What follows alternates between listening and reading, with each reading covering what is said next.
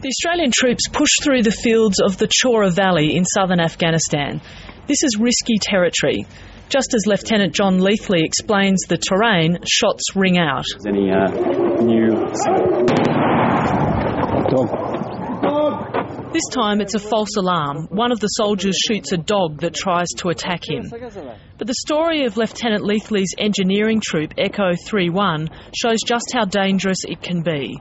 They arrived in February with 18 men. 8 have been seriously wounded and sent home. 3 others have been unable to continue because of the severe effect of combat and casualties. A very large effect. The majority of the boys have seen probably what they shouldn't be seeing at such a young age.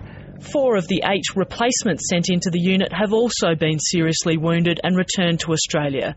Lieutenant Leithley is a replacement too because the original troop commander was hit. Senior Australian officers concede it's been a difficult time. Our casualties recently have been a consequence of doing more with the Afghan National Army and taking on more in terms of the brigade. I think there's a natural evolution to that piece in terms of the exposure, and I think that will continue for us.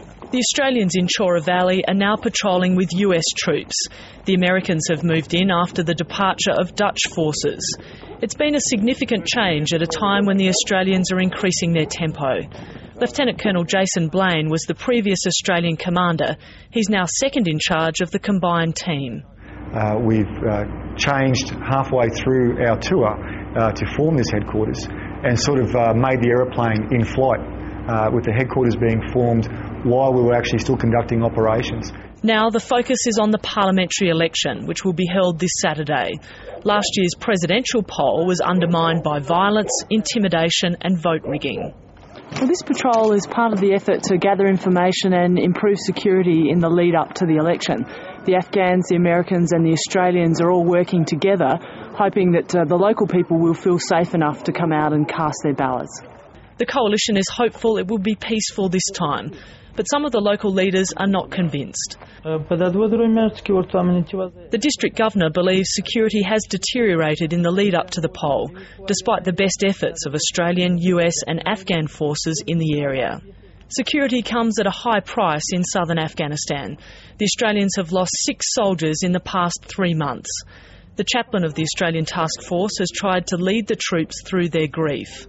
That's the hardest thing. You stand at the front there, look down, all my mates, and they're all in tears, but I have to be strong. It is the hardest thing to do. It's unclear whether the parliamentary election will trigger more violence or lead to much-awaited progress towards security and democracy in Afghanistan. Sara, ABC News, Chora Valley.